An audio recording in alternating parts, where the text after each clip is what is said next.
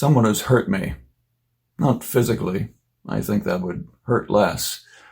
Someone has disappointed me, or left me, or negated me in some way, or hurt me with uncaring words that are a stab to my heart. As I say these words to you, is there a face in your life that pops into your mind?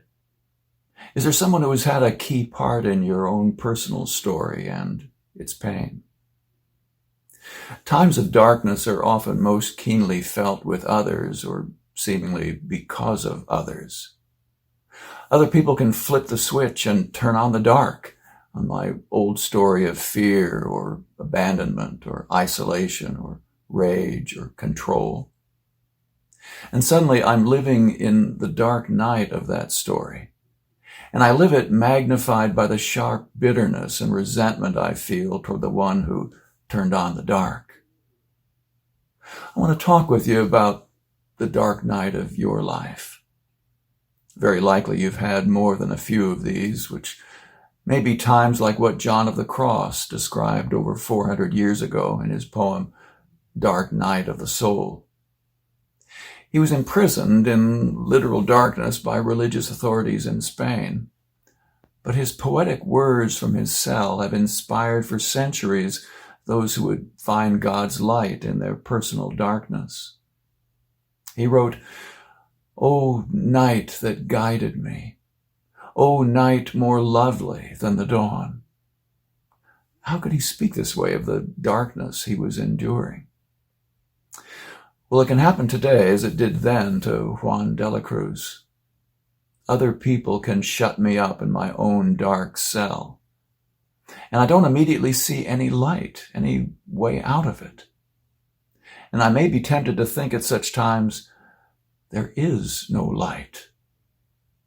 But as David reminds me in his great psalm of the penetrating presence of God, Psalm 139, if I say, "Surely the darkness shall cover me, and the light round me become night," even the darkness is not dark to you, God. The night is as bright as the day, for darkness is as light to you. I don't see the light, at least not right away, but I know that he sees it, that he is the light. And what he shines his light on is me. Again, Juan de la Cruz, John of the Cross. That which seems to the soul so severe and adverse and so contrary to spiritual pleasure works in it so many blessings. Blessings. What are the blessings? He says, God sets them in his night, only to prove them and to humble them and to reform their desires. Further, he speaks personally. That is, my desires for sensual affections were changed, namely from the way of sense to the way of the Spirit. And what are these desires and affections that are changed in the darkness?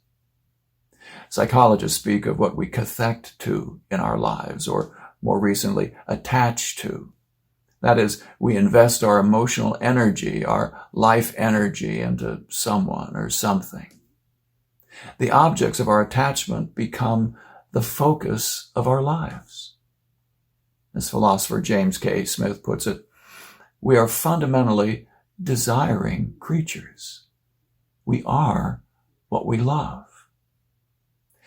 And though I may think with so many in contemporary culture that simply to love is always a good thing, the darkness can teach me something about what I love and how I love. John of the Cross contrasts sensual affections with the way of the Spirit. I can love out of my own story of fear or abandonment or control.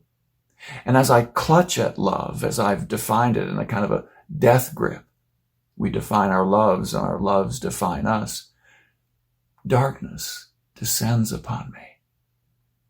I don't feel the love, and so I grip all the more tightly. And the tighter I grip, the darker it gets.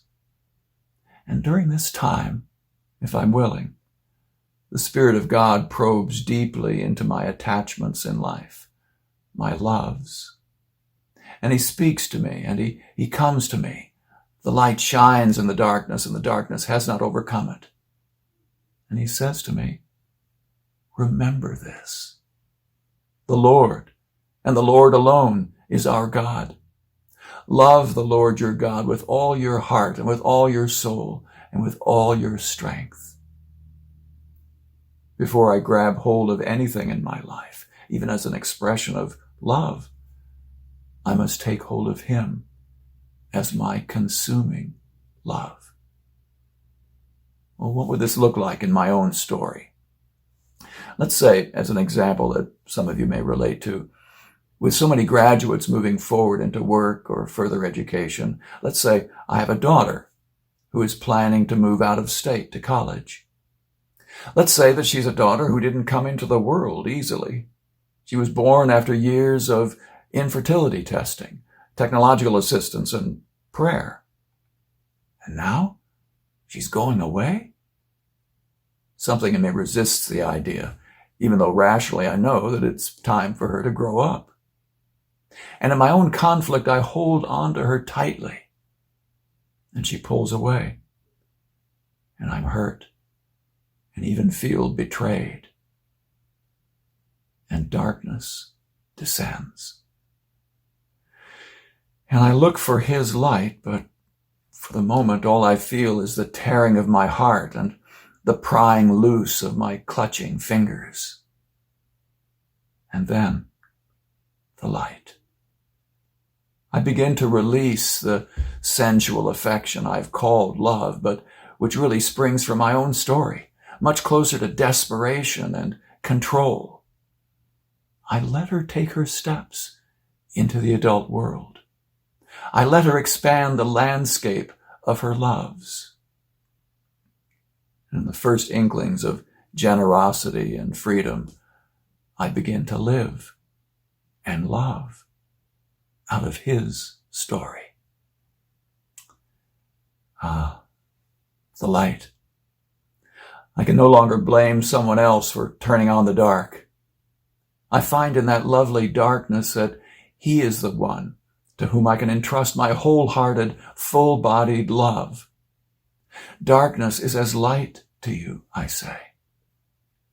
And in his light, and even in the darkness that precedes it, I learn